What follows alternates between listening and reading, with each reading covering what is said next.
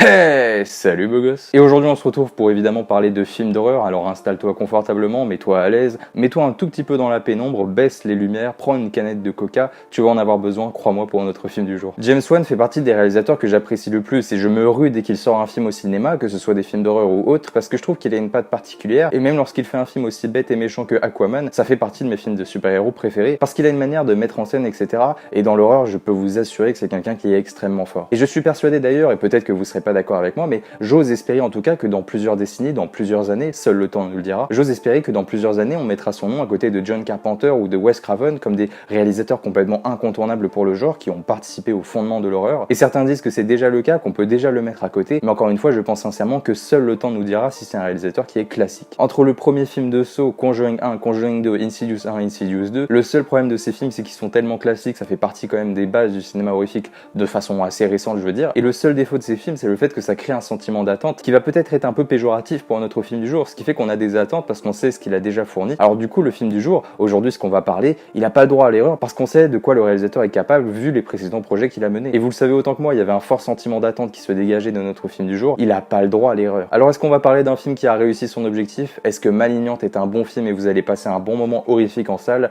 C'est parti pour notre critique du jour. Malignante nous propose de suivre le personnage de Madison qui semble possédé par ce qu'on pourrait rapprocher d'une forme de don qui sous le biais de vision lui permet d'observer la mort de victimes sous les traits d'un mystérieux bourreau. Afin de comprendre le phénomène, elle décide de mener une enquête qui bien évidemment aura un lien avec son tumultueux passé. Et la véritable force de James Wan, c'est encore le cas avec sa nouvelle proposition horrifique artistique, c'est qu'il aime bien mêler l'horreur avec une part de fantastique, avec une part d'étrange, avec une part d'incompréhensif, avec une part presque d'extraordinaire et ça fait plaisir à voir. Il pousse à chaque fois les tranchants de l'horreur, il ne se contente pas de faire de l'horreur simpliste avec un simple tueur avec une masque ou quoi que ce soit, il se contente d'aller beaucoup plus loin et de proposer vraiment quelque chose d'autre, une autre expérience par rapport à tous les films traditionnels qu'on a le temps de voir. Et Malignante a l'avantage de suivre un processus qui est complètement similaire, c'est qu'il ne se contente pas de l'horreur traditionnelle, il va beaucoup plus loin dans ses retranchements et on peut plus rapprocher le film, et ça va peut-être plaire à certains, du premier Insidious et de Insidious 2. Il est moins traditionnel qu'un Conjuring. Conjuring, je l'adore, mais vous pouvez que l'admettre que c'est une simple histoire d'exorcisme et de maison possédée, il n'y a pas vraiment plusieurs niveaux de compréhension. Là où un Insidious, il y avait une dimension parallèle, il y avait le voyage astral, le part des rêves, il y avait quelque chose en plus, quelque chose de plus complexe. Ce qui fait que Malignante est plus complexe peut-être à appréhender pour quelqu'un qui n'aime pas forcément les films d'horreur ou quelqu'un qui aime les films d'horreur assez simples. Il est un peu plus complexe, il va beaucoup plus loin. Encore une fois, je le rapproche plus d'un Insidious si on devrait rapprocher ça à un film de sa carrière, plutôt que d'un Conjuring qui se montre assez plus grand public. Et en fait, c'est ça, Conjuring, ça peut plus plaire à plus de monde parce que c'est pas extrêmement complexe, même si c'est un film que j'adore. En revanche, Malignante ou encore Insidious, je le rapproche encore une fois, ça reste des films qui sont peut-être un peu plus complexes, qui vont beaucoup plus loin dans l'horreur et c'est ça que j'aime. Et vous savez à quel point j'aime les films d'horreur qui ne se contentent pas d'être des films d'horreur, qui vont beaucoup plus loin dans l'analyse, qui vont beaucoup plus loin. Avec Malignante, c'est le cas parce qu'on va avoir le développement d'une ambiance qui est absolument dingue. L'ambiance est complètement travaillée avec des jeux de lumière, avec une atmosphère, avec de la musique, il y a tout ce qui est vraiment là pour tour et c'est absolument dingue. Le seul problème c'est que cette ambiance elle est parfois un peu cassée par des screamers qui sont pas très travaillés et ça me surprend venant de la part de James Wan. Pour moi, James Wan dans ses précédentes œuvres, en tout cas le souvenir, et c'est peut-être les souvenirs d'ailleurs qui m'améliorent cette perception là, j'ai toujours le souvenir qu'il arrivait à être surprenant parfois avec les screamers. Là il y a certains passages où c'est le cas, mais il y a certains passages où les screamers je comprends pas, mais qu'est-ce que t'as fait? Après c'est quelque chose qui est extrêmement subjectif, les screamers, pour certains ça va marcher, pour d'autres ça va pas marcher, ça peut pas toujours être parfait, ça c'est plutôt un gros cliché du genre horrifique de manière générale, donc on peut pas le reprocher uniquement qu'à Malignante. Et pour continuer sur l'atmosphère, l'ambiance et l'environnement de l'œuvre, il y a quelque chose qui est absolument dingue, c'est au niveau des effets spéciaux, c'est que c'est vraiment réussi. Il y a une patte graphique qui est particulière au film et ça j'ai complètement adoré. Ça fait très bizarre en salle. Déjà dans les bandes annonces c'était assez chelou, mais alors en salle c'est encore pire. Il y a vraiment quelque chose de particulier et pour moi il faut rentrer dans le délire et si vous rentrez pas dedans, peut-être que vous allez être un peu, je sais pas, ça va peut-être un peu briser le quatrième mur et vous allez vraiment vous rendre compte que vous regardez un film plutôt que vous laissez immerger par l'œuvre. Et je pense évidemment aux scènes de vision, à l'antagoniste principal du film qui se relève être extrêmement travaillé et ça fait du bien d'avoir une figure un peu principale, surtout dans les œuvres de James Wan. Et comme je vous l'ai dit, on a plaisir à découvrir cet univers qui est une véritable proposition qui est solo, qui fonctionne seul et c'est ça qui est vraiment dingue, c'est qu'on découvre quelque chose qui est complètement inédit, qu'on n'a jamais vu auparavant. Et même si cela s'inspire d'autres œuvres et que s'il y a évidemment des références qui sont faites, il y a quand même une proposition qui est inédite et là vous allez passer un excellent moment. En tout cas, je le pense sincèrement. J'ai juste oublié de mentionner quelque chose lorsque je vous parlais d'univers, c'est que l'univers il n'est pas seulement très immersif, c'est qu'il donne envie de savoir ce qui va se passer. On est vraiment accroché en tant que spectateur sur notre siège et on a envie de savoir comment tous les déroulements vont se dérouler et c'est ça qui est vraiment très important, c'est que je sais pas, je trouve ça assez rare dans un film d'horreur d'être en quête de réponse en tant que spectateur, d'avoir un sentiment d'attente qui se crée par rapport à l'histoire et au scénario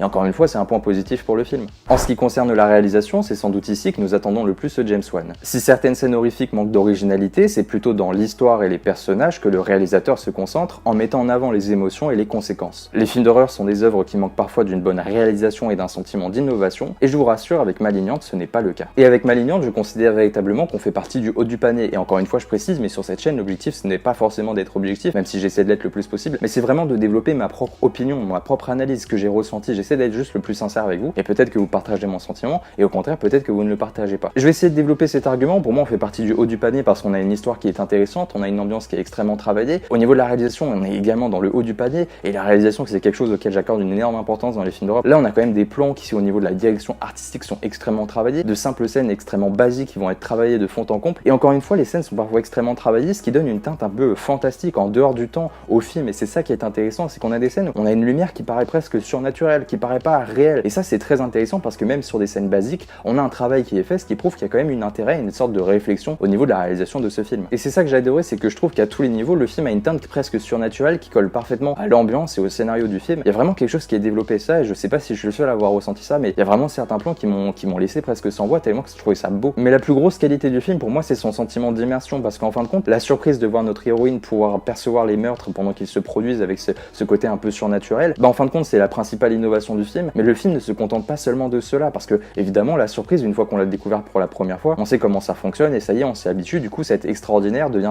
un peu plus ordinaire. Et même si ce sentiment de surprise disparaît au fur et à mesure du visionnage, on arrive quand même à être en quête de réponse avec l'histoire qui nous accroche. On est toujours en train de savoir ce qui va se passer. Le film a un rythme extrêmement particulier, je trouve, parfois avec de la lenteur, mais il va quand même assez vite, et vraiment le film, je l'ai pas vu passer personnellement, qui fait que tout cela fait un sentiment qui est encore plus de l'immersion. C'est vraiment qu'on est intégré en tant que spectateur. Et quand il y a un peu ce rapport où le film dépasse l'écran, où vous intègre en vous, pour moi, le film a réussi son principal objectif. C'est pour ça que je vais avoir un film en salle, que ce soit ce Malignante ou d'autres films, vraiment pour qu'il y ait un lien entre l'écran et moi, qui est une sorte de lien invisible qui noue le film avec moi. C'est presque de la philosophie, les amis. Et plus qu'être un simple film d'horreur, un thriller, il y a une teinte un peu thriller au niveau du film avec des énigmes et ce genre de choses. En fin de compte, c'est que c'est une grosse aventure où je me suis laissé prendre en jeu, et vraiment je me suis senti très intégré en tant que spectateur. Donc c'est presque une aventure horrifique thriller. Vous voyez que James Wan, il aime bien mélanger les genres, et je trouve que ça se sent avec cette nouvelle œuvre. Au final, Malignante est une très bonne expérience horrifique qui a le mérite d'apporter de l'originalité par son histoire et son concept, tout en n'oubliant pas d'utiliser des codes traditionnels de l'un des genres les plus codifiés au monde. Il ne faut pas s'attendre à ce que James Wan aille plus loin que Insidious ou Conjuring, mais il faut vraiment voir cela comme une autre expérience dans la prolongation de ses précédentes œuvres, tout en créant un univers à part entière qui peut très bien être développé dans d'autres opus. Et si vous aimez les films horrifiques et si vous aimez le genre qu'a réussi à créer James Wan avec toutes ses propositions artistiques cinématographiques qu'il a créées, propositions artistiques cinématographiques, c'est pas facile à dire, et je suis persuadé que ce Malignante fonctionnera sur vous et que vous allez passer un bon moment. Et voilà, c'était pas une critique facile, encore une fois, et j'espère que vous avez passé un bon moment, j'espère que j'ai été le plus clair possible dans mes propos. J'ai vraiment essayé de construire cette critique avec plusieurs niveaux, avec plusieurs points, pour essayer de pas trop m'évader, parce que j'avais envie de parler plein de choses en fin de compte. Et je vous invite surtout à me mettre dans les commentaires ce que vous avez pensé du film, c'est très important. Je suis curieux de voir comment va être ressenti ce nouvel opus de James Wan en quelque sorte. Je vous invite donc à mettre votre opinion sur le film dans les commentaires, donc ne vous dirigez pas dessus si vous n'avez pas vu le film, parce qu'à mon avis ça va pas mal spoiler. Je vous invite à mettre un like à la vidéo si vous avez aimé et vous avez passé un bon moment en ma compagnie. Et puis surtout, n'hésitez pas à vous abonner, à activer la cloche si vous voulez que je m'inculque dans votre vie privée, même si c'est encore un peu tôt la cloche, j'avoue, là je me sens pas encore très à l'aise. D'ici là, prenez soin de vous, à la prochaine. Mouah, ciao, bene les gars.